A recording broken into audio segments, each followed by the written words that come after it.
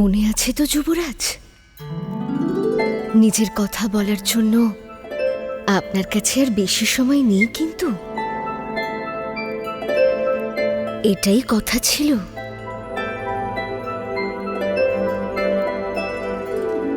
তোমার কাছে কথা না রেখে যদি হেরে যাই, তাতেও আমার দুঃখ হবে না লাচি।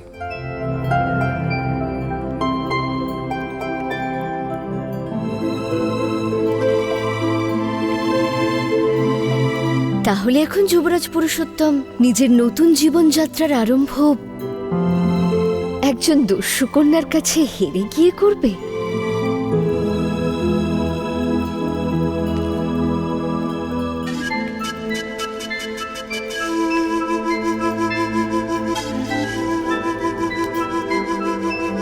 হার তাকেই পরানো হয় লাচি, যে বিজয়ী হয়। তোমার কাছে যদি হেরেও যাই, তবুও জয় আমারই হবে।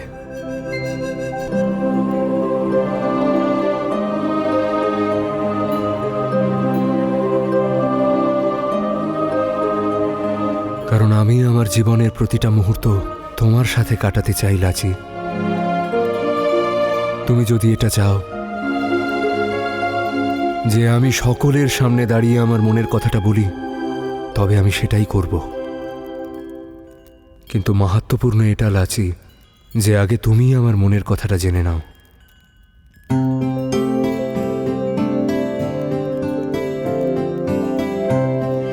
ছোটবেলা থেকে আজ পর্যন্ত আমরা দুজনে একসাথে আছি। আমার জীবনের সমস্ত সুখ দুঃখে তুমি আমার পাশে ছিলে, আর আমি চাই যে আমরা এই বিশ্বাসের সম্পর্কটাকে আরো এগিয়ে নিয়ে যাই।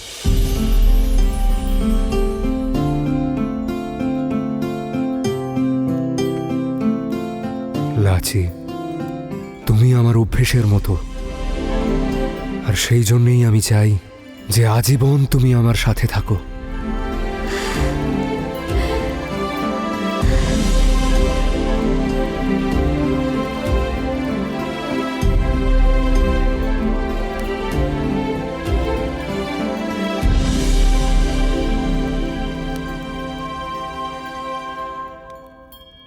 আমার হৃদয়ের শব্দ তুমি শুনতে পাচ্ছ তো?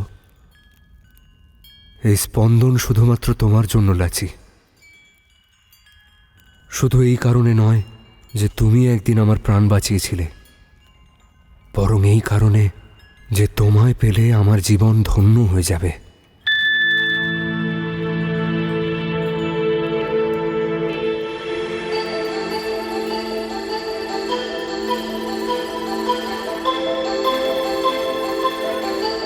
আমি সবসময় তোমায় ভালোবেসেছি এবং ভালোবাসবো, কিন্তু আজ আমি তোমার মুখ থেকে শুনতে চাই যে তোমার মনও কি আমার জন্য ব্যাকুল হয়ে ওঠে লাচি?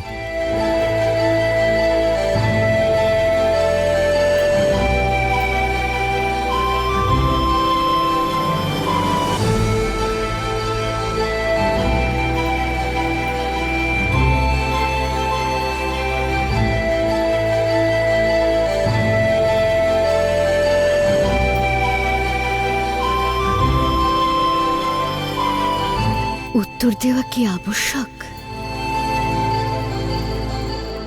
তোমার ভাগ্য হয়তো তোমাকে দস্যু থেকে একজন রাজকুমার বানিয়েছে,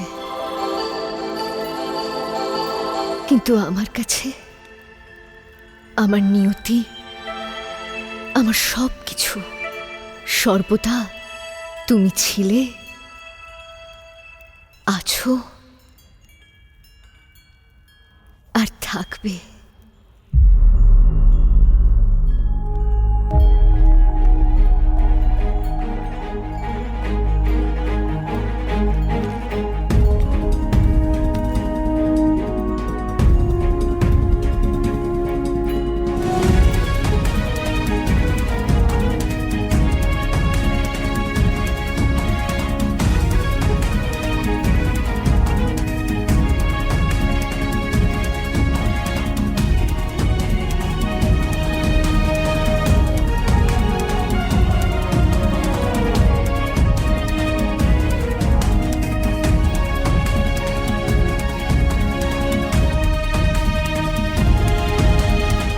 একটা কথা স্পষ্ট করে বলে দিচ্ছি পুরু, আমি এই ভারী ভারী অলংকার কখনো পরতে পারবো না।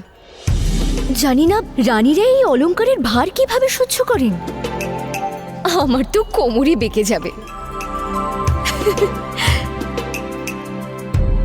তো ঔষধি আমি লাগিয়ে দেবো লাচি।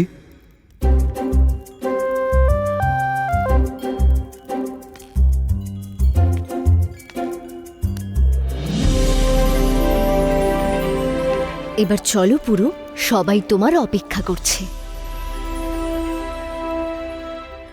আর একটা কথা মনে রেখো, তুমি যতই রাজা হয়ে যাও না কেন, আমার সঙ্গে তোমার প্রতিযোগিতা কখনো শেষ হবে না।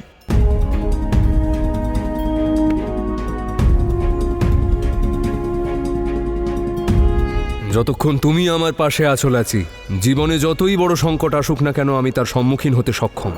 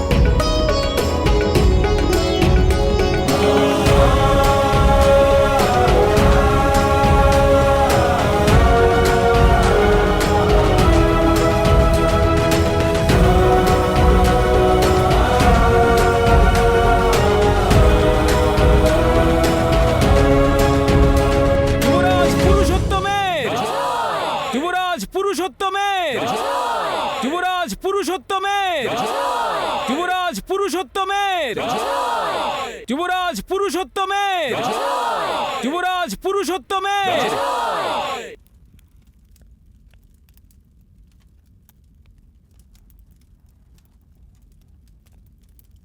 যে নিষ্ঠার সংযমের সঙ্গে রাজকুমার পুরুষোত্তম কেবল পৌরব রাষ্ট্রই নয় বরং সমগ্র ভারতের মঙ্গলার্থে অসম্ভবকে সম্ভব করে দেখিয়েছে তা অবিস্মরণীয়।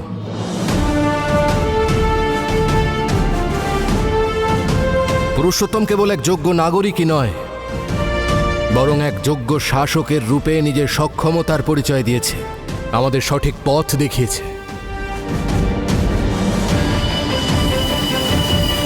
সময় এসে গেছে যে পরবর্তী প্রজন্ম নিজের পদদায়িত্ব পালন করুক।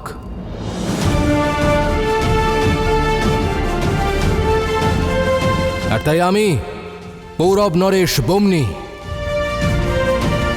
আপনাদের সকলকে ভারতের রক্ষক পৌরব রাষ্ট্রের যুবরাজকে উপহার দিচ্ছি।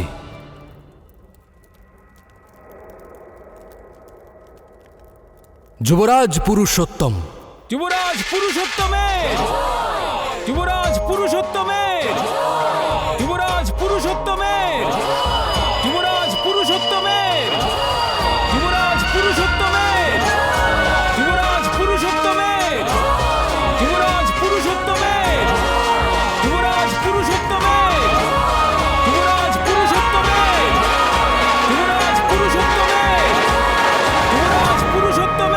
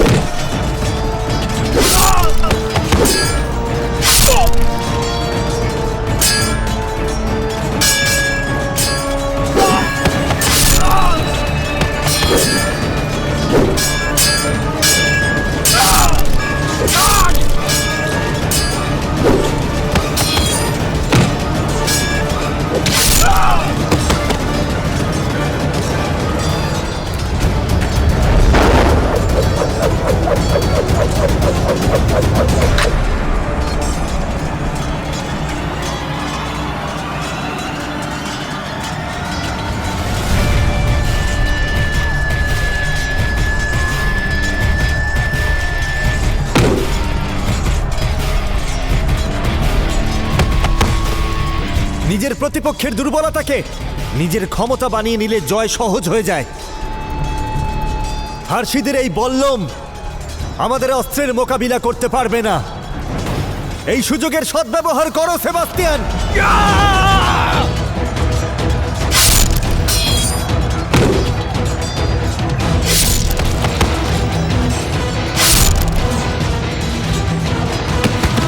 ক্লেটাস, ফার্সিদের সেনাবাহিনীর মাঝখানে আক্রমণ করো।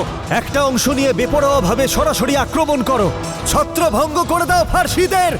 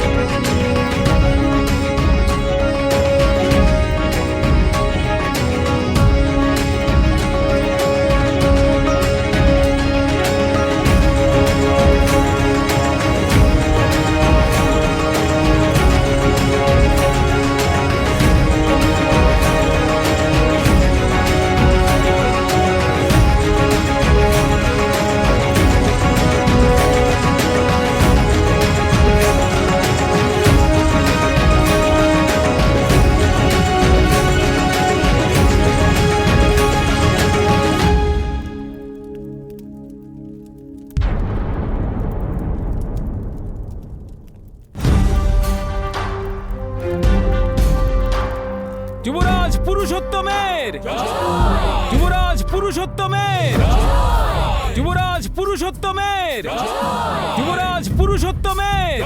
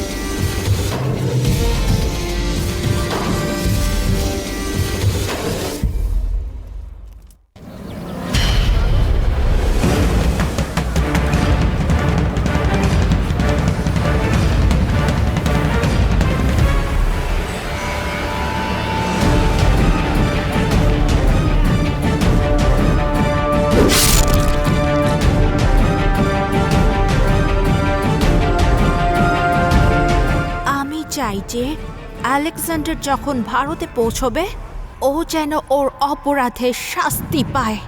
ও অরাকাকে মেরে ফেলেছিল, তার মূল্য ওকে অবশ্যই দিতে হবে।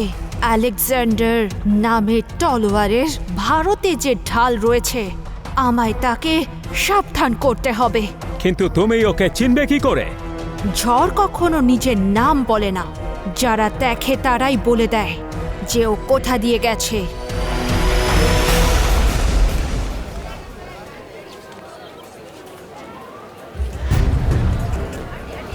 রাজকুমার পুরুষোত্তম সত্যিই রক্ষক। ভারতের রক্ষক হওয়ার ওই ভবিষ্যৎবাণীকে উনি সত্য করেছেন। দারায়স আর ফার্সিদের দেশ থেকে বার করে দিয়েছেন। আজ ওনাকে যুবরাজ হতে দেখা আমাদের জন্য সত্যিই গৌরবের মুহূর্ত হবে। তাহলে তুমি যে সিকান্দারের ভাগ্য বদলে দেবে।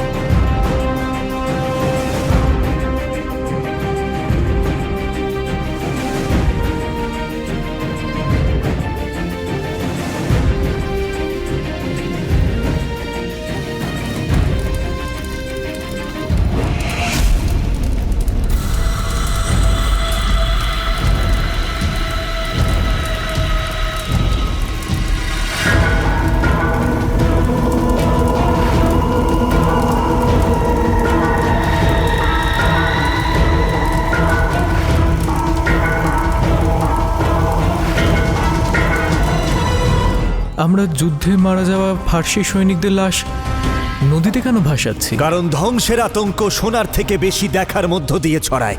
এগুলো শুধু লাশ নয় সেবাস্তিয়ান, এগুলো আমাদের বার্তা। যখন এই লাশ নদীর স্রোতে ভেসে পারস্যে পৌঁছাবে, তখন গোটা পারস্যে আমার নামের আতঙ্ক ছড়াবে।